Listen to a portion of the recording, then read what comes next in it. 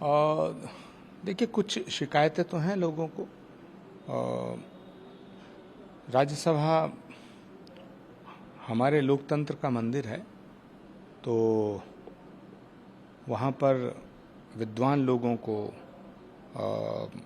वरिष्ठ लोगों को और ऐसे लोगों को भेजा जाता है जिनसे देश की सेवा करने की उम्मीद हो और पार्टी को मजबूती मिले। लेकिन जो फैसले हुए हैं उनसे काफ़ी नाराज़गी है। पंजाब के लोकसभा के सदस्य हमारे मनीष तिवारी जी ने भी अपनी नाराज़गी व्यक्त की है। कांग्रेस के और कई नेताओं ने अपनी नाराज़गी व्यक्त करते हुए इस पे कांग्रेस नेतृत्व का ध्यान आकर्षित करने को कहा है। लेकिन अब तो फैसला हो चुका। मैं समझता हूँ अब पछताने से क्या होता है जब चिड़िया चुग गई खेत। बात करते हैं जो अभिनेत्री भी हैं और कांग्रेस लीडर हैं नगमा, उन्होंने ये जो ट्वीट किया था उस पर आपने कहा सलमान खुर्शीद, तारिक अनवर, आज़ाद साहब की तपस्या 40 साल की है, वो भी शहीद हो गए। उन्होंने तपस्या की जो बात कही उसके ऊपर काफ़ी एक कंट्रोवर्सी हुई थी। आपने बोला ये 3 लीडर्स का आपने नाम लिया। देखिए, गुलाम नबी आज़ाद, तारिक अनवर, सलमान खुर्शीद, राशिद अल्वी, है ना, ये बहुत बड़े नेता हैं। कांग्रेस पार्टी के इस्टेब्लिश्ड वेल नोन लीडर्स हैं ये। मतलब एक होता है कि हाँ भाई नेता है, एक होता है कि स्थापित नेता है। और गुलाम नबी आज़ाद, जिनके लिए भारत का प्रधानमंत्री संसद में रोता है, वो भी ऐसा प्रधानमंत्री जो बड़ा पत्थर दिल कहे जाते हैं हमारे प्रधानमंत्री, वो रोते हैं, तो उनका सम्मान तो करना चाहिए था। मुझे लगता है कि कहीं जो फैसले हुए हैं उससे उन लोगों को भी ठेस पहुंची होगी। और कांग्रेस की जो एक परंपरा है, एक मर्यादा है राज्यसभा में लोगों को भेजने की, उस पर भी एक सवालिया निशान लगा है। पवन खेड़ा की ट्वीट पे आपने कहा कि आचार्य ने जो आपने रिप्लाई किया कि आत्मघाती कदम है, क्योंकि प्रतिभाओं का दमन करना पार्टी के लिए ये जिस तरीके से देखा जा रहा है, ये दमन की तरफ जा रहा है। पवन खेड़ा की आपने बोला। देखिए, पवन खेड़ा जी बहुत अच्छे वक्ता हैं, प्रखर प्रवक्ता हैं, और भी बहुत योग्य लोग हैं कांग्रेस में। लेकिन हमारी पार्टी ने जो फैसला किया है उसमें जो ज़्यादातर शिकायतें हैं वो ये है, जैसे रणदीप सिंह सुरजेवाला जी हैं, बहुत बड़े विद्वान हैं, बहुत जनाधार वाले नेता हैं हरियाणा के, और हरियाणा में आगे चुनाव होगा तो उन्हें हरियाणा से भेजा जाना चाहिए था। लोगों की शिकायत है। रणदीप सिंह सुरजेवाला जी को हरियाणा से ना भेज के राजस्थान भेजना। मुकुल वासनिक जी महाराष्ट्र के नेता हैं, उन्हें वहाँ से शिफ्ट कर दिया। उत्तर प्रदेश के लोगों को महाराष्ट्र भेज दिया। राजस्थान में चुनाव होना है, छत्तीसगढ़ में चुनाव होना है, तो राजस्थान, छत्तीसगढ़, हरियाणा, वहाँ के जो स्थानीय नेता हैं, बड़े बड़े कद्दावर नेता हैं, वहाँ बड़े योग्य नेता हैं। तो मैं समझता हूँ उन राज्यों के नेताओं को पीड़ा ये है कि बाहरी लोगों को हमारे यहाँ क्यों भेजा गया। तो ये सवाल तो बनता है। आपकी भी पैरवी मौलाना अंसार रज़ा ने करी, जहाँ पे आपने भी भावुक होकर एक लाइन बोली है कि हिंदू होना या धर्मगुरु होना एक माइनस पॉइंट होता है अपोजिशन। देखिए, पहली बात तो ये है कि मैं राज्यसभा के कैंडिडेट की रेस में नहीं था, क्योंकि मुझे मालूम है कि कांग्रेस पार्टी में कुछ ऐसे नेता हैं जिन्हें हिंदू शब्द से नफरत है, धर्म नाम के शब्द से नफरत है। तो जब हिंदू नाम के शब्द से नफरत है तो किसी हिंदू धर्मगुरु को राज्यसभा में कैसे भेजा जा सकता है, ये मैं अच्छी तरह जानता हूँ। लेकिन मैं कल भी कांग्रेस के साथ खड़ा था, आज भी कांग्रेस के साथ खड़ा हूँ, क्योंकि कांग्रेस एक ऐसी पार्टी है जो महात्मा गांधी, पंडित जवाहरलाल नेहरू और इंदिरा गांधी, राजीव गांधी जी जिसके लिए कुर्बान हुए, अपने लहू का बलिदान देकर के इस पार्टी को सींच करके खड़ा किया है। जो कांग्रेस अगर खत्म होती है, कांग्रेस अगर कमजोर होती है तो देश का लोकतंत्र खत्म हो जाएगा। इसलिए मैं आज भी कांग्रेस के साथ खड़ा हूं। सवाल मेरी राज्यसभा का नहीं है, सवाल है इस भारत के लोकतंत्र के भविष्य का। तो अगर इस देश में लोकतंत्र को कायम रखना है और मजबूत रखना है तो विपक्ष को मजबूत होना पड़ेगा, और अगर विपक्ष मजबूत रखना है तो कांग्रेस को मजबूत होना पड़ेगा।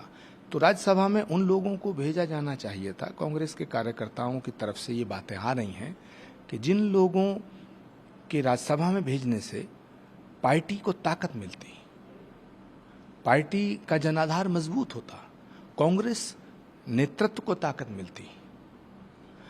तो राज्यसभा में वो नेता जाने चाहिए जो पार्टी के लिए एसेट्स हों, पार्टी पे बोझ जो हैं, जिनकी वजह से पार्टी बर्बाद हो रही है, उनको राज्यसभा में भेजने से क्या फायदा। आपके हिसाब से कौन एसेट्स हैं और आपके हिसाब से कौन से बोझ हैं, अगर मैं आपसे पूछूं तो? सारी दुनिया जानती है, सब कांग्रेस के सब नेता जानते हैं।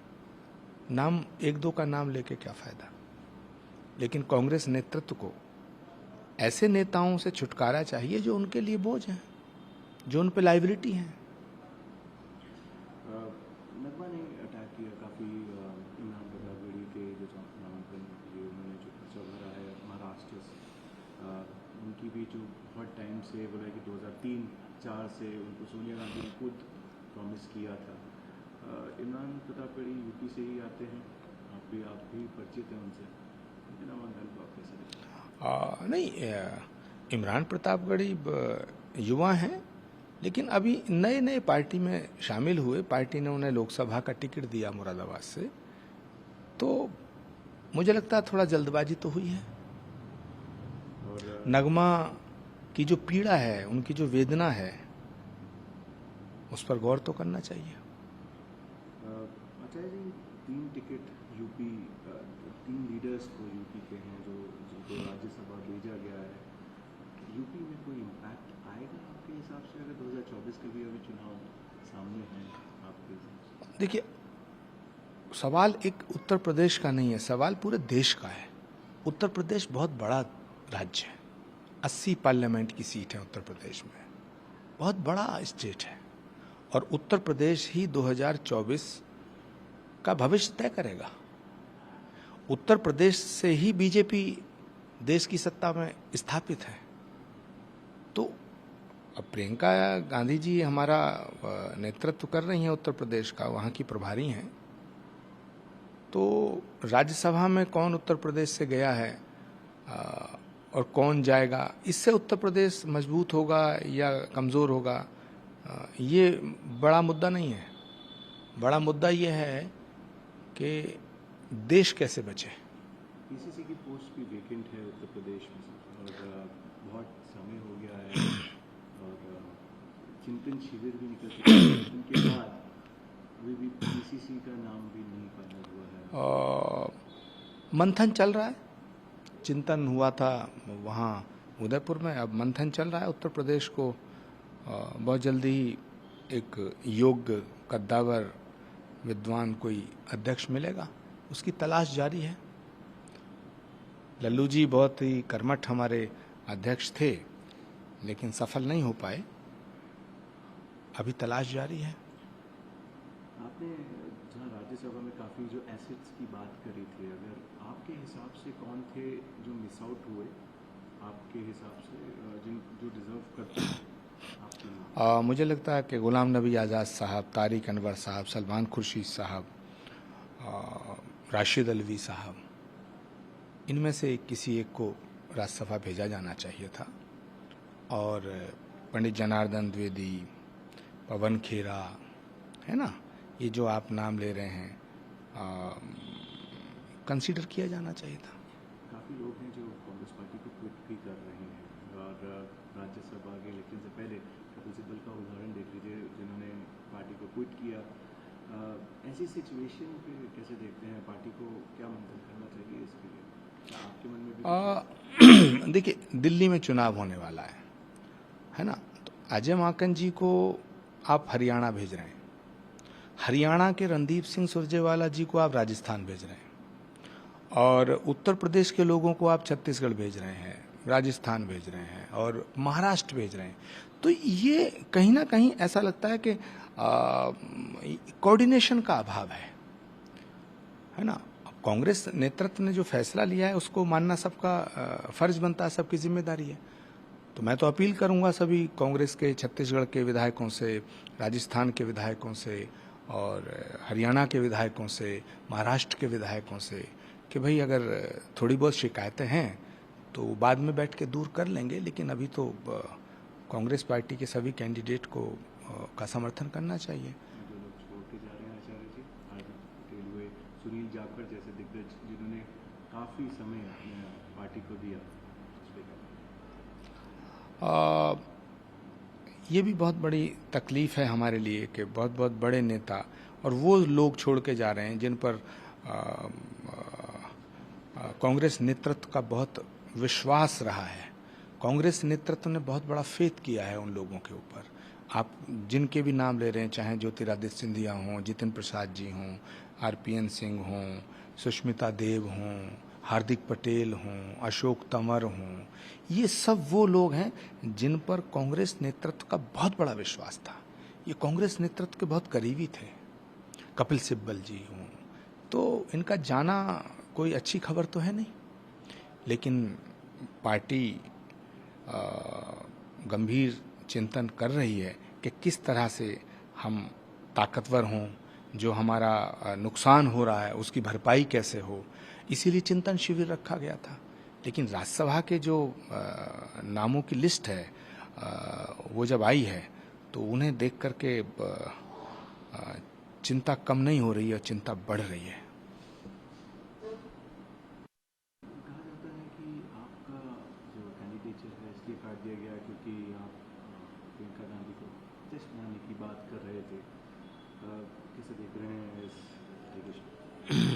देखिए, मैं साफ कर देना चाहता हूँ, पहली बात तो मैं राज्यसभा के टिकट की दौड़ में नहीं था, लेकिन हाँ ये बात मैंने चिंतन शिविर में उठाई थी कि अगर राहुल गांधी जी कांग्रेस की अध्यक्षता स्वीकार नहीं करते हैं तो फिर कांग्रेस की कमान आदरणीय प्रियंका गांधी जी को सौंप देनी चाहिए।